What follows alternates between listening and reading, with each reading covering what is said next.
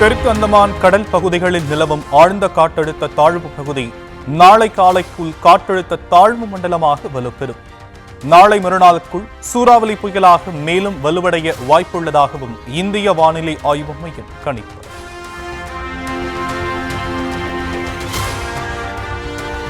குமரிக்கடல் மற்றும் அதை ஒட்டிய பகுதிகளில் 24 மணி நேரத்தில் மேலும் ஒரு காற்றழுத்த தாழ்வு பகுதி உருவாகிறது. தற்போது நிலவும் வளிமண்டல மேலடுக்கு சுழற்சி காற்றழுத்த தாழ்வு பகுதியாக உருவாக வாய்ப்பு.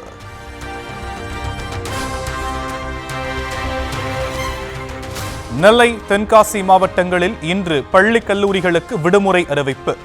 கனமழை பெய்து வருவதை அடுத்து மாவட்ட ஆட்சியர்கள் உத்தரவு.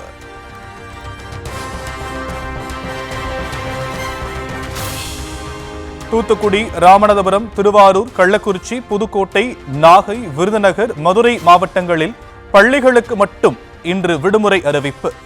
கனமழை பெய்து வரும் நிலையில் திருச்சி, தஞ்சை, மயிலாடுதுறை, சிவகங்கை, கரூர், அரியலூர், கடலூர் மாவட்டங்களிலும் பள்ளிகளுக்கு மட்டும் விடுமுறை.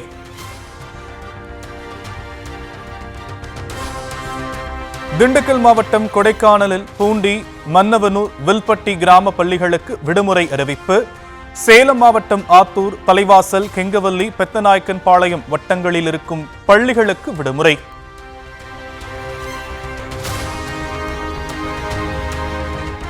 புதுச்சேரி மற்றும் காரைக்காலில் பள்ளிகளுக்கு மற்றும் கல்லூரிகளுக்கு இன்று விடுமுறை. கனமழை எச்சரிக்கை காரணமாக விடுமுறை விடப்படுவதாக அமைச்சர் நமச்சிவாயம் அறிவிப்பு.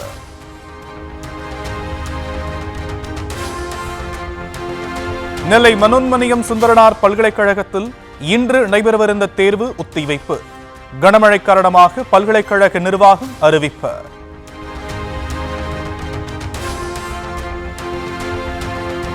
தென் மாவட்டங்கள், டெல்டா மாவட்டங்கள் உட்பட 11 மாவட்டங்களில் இன்று கனமழைக்கு வாய்ப்பு. புதுச்சேரி, காரைக்காலிலும் பலத்த மழை பெய்யும் என வானிலை மையம் தகவல்.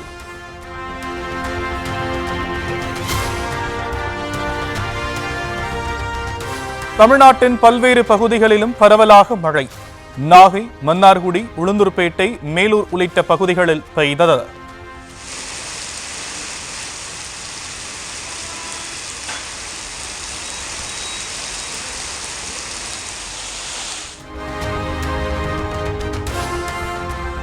விடாது கொட்டிய கனமழையால் தூத்துக்குடி அரசு மருத்துவமனையை சூழ்ந்த வெள்ளம்.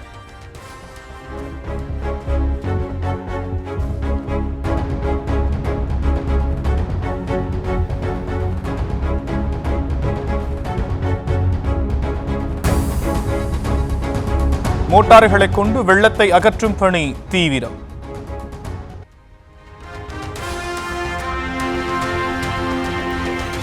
கனமழையால் தூத்துக்குடி ஆதிபராசக்தி நகரில் உள்ள வீடுகளுக்குள் புகுந்த மழை வெள்ளம். இரவு முழுவதும் தூங்காமல் விழித்திருந்ததாக மக்கள் வேதனை.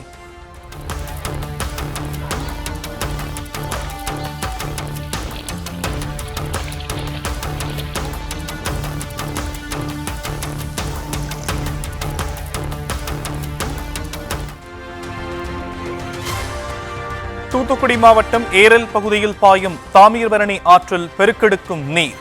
தரைவாளத்தை தண்ணீர் தொட்டுச் செல்வதால் போக்குவரத்துக்கு தடை.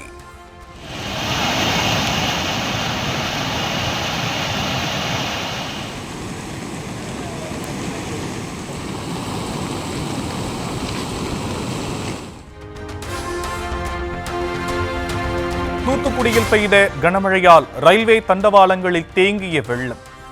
ரயில் போக்குவரத்து பாதிக்கப்பட்டதால் பயணிகள் அவதி.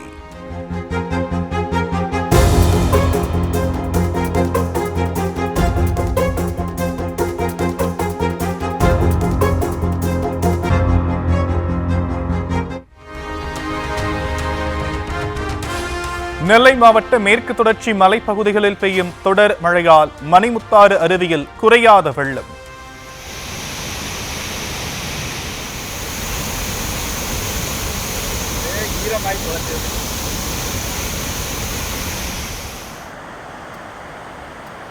காட்டாற்று வெள்ளத்தால் அகத்தியார் அருவியிலும் தண்ணீர் கொட்டுவதை அடுத்து சுற்றுலா பயணிகளுக்கு தடை.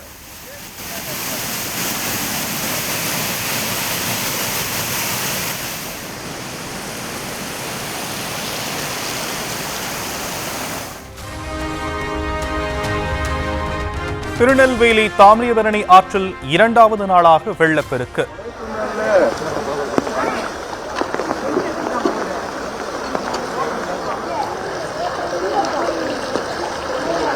குறுக்குத்துறை முருகன் கோவில் மண்டபங்களை வெள்ளம் மூழ்கடித்தது.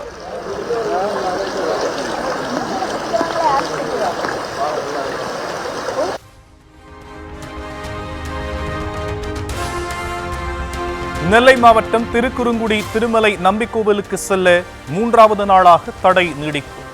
தொடரும் கனமழையால் களக்காடு தலையணைக்கு செல்லவும் சுற்றுலா பயணிகளுக்கு அனுமதி மறுப்பு.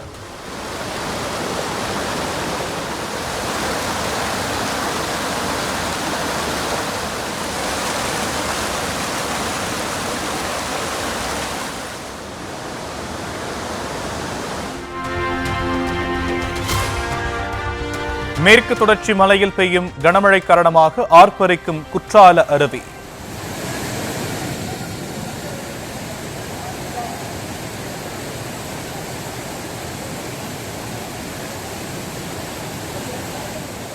குற்றால அருவிகளில் சுற்றுலா பயணிகள் குளிக்க மூன்றாவது நாளாக தடை நீடிக்கிறது.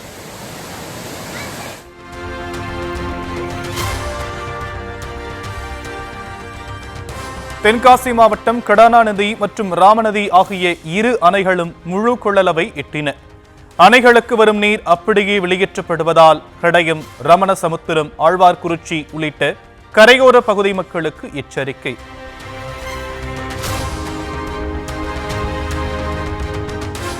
தேனி மாவட்டம் கம்பம் அருகே சுருளி அருவியில் சுற்றுலா பயணிகள் குளிப்பதற்கு தடை விதிப்பு. மலைப்பகுதிகளில் பெய்யும் மழையால் வெள்ளம் கொட்டுவதை அடுத்து வனத்துறையினர் நடவடிக்கை.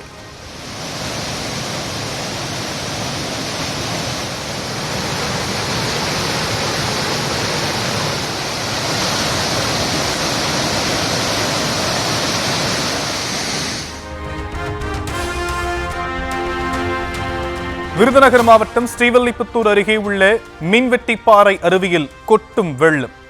செண்பகத்தோப்பு பகுதிக்கு செல்ல தடை விதிப்பு.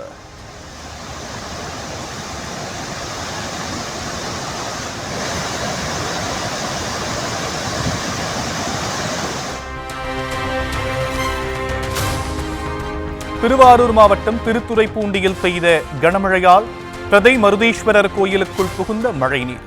பிரகாரம் முழுவதும் நீர் தேங்கியதால் பக்தர்கள் தவிப்பு.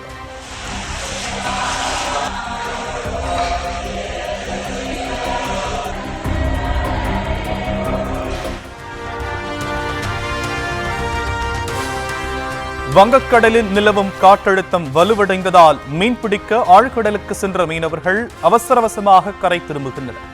நாகை, மயிலாடுதுறை, தஞ்சை, தூத்துக்குடி, புதுச்சேரி உள்ளிட்ட கடலோர பகுதிகளில் கரைகளிலே நிறுத்தி வைக்கப்பட்டுள்ள படகுகள். தமிழகத்தில் எஸ்ஐஆர் பணிகளை நேரில் ஆய்வு செய்ய தேர்தல் ஆணைய அதிகாரிகள் வருகை. குளறுபடி நடப்பதாக புகார் எழுந்த நிலையில் இன்று முதல் கள ஆய்வு செய்ய திட்டம்.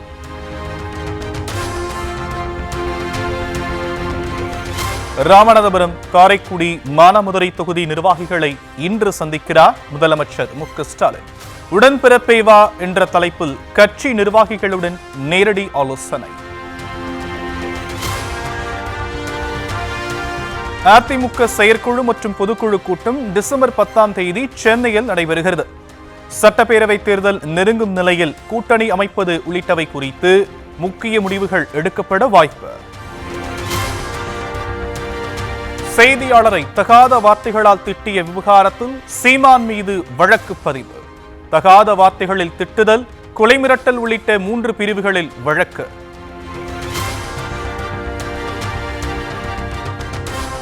பிரதமர் மோடியுடன் ஜப்பான் பிரதமர் டக்கைசி சந்திப்பு.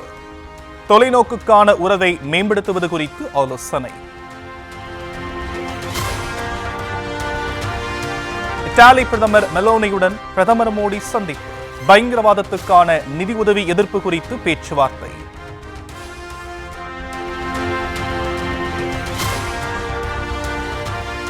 எஸ்ஐஆர் என்ற பெயரில் நாடு முழுவதும் குழப்பம் உருவாக்கப்படுவதாக ராகுல் குற்றச்சாட்டு. எஸ்ஐஆர் என்பது சீர்திருத்தம் அல்ல, அது திணிக்கப்பட்ட அடக்குமுறை என விமர்சனம்.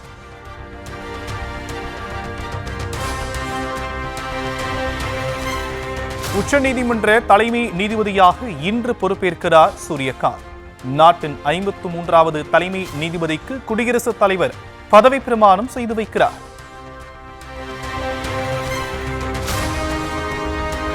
டெல்லி செங்கோட்டையில் பார்வையாளர்களை கவர்ந்த வண்ண விளக்கு அலங்காரம் மற்றும் லேசர் காட்சிகள். குருதேக் பகதூரின் 350வது நினைவு நாளையொட்டி டெல்லி அரசு ஏற்பாடு.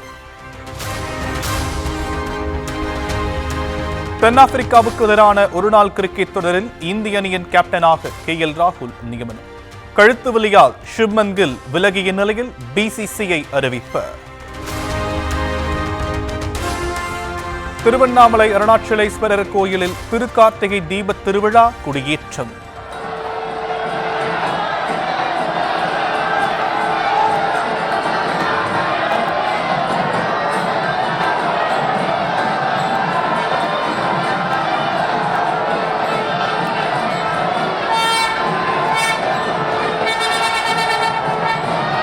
ஆயிரக்கணக்கான பக்தர்கள் திரண்டு அண்ணாமலையாருக்கு அரோகரா என பக்தி முழக்கம்.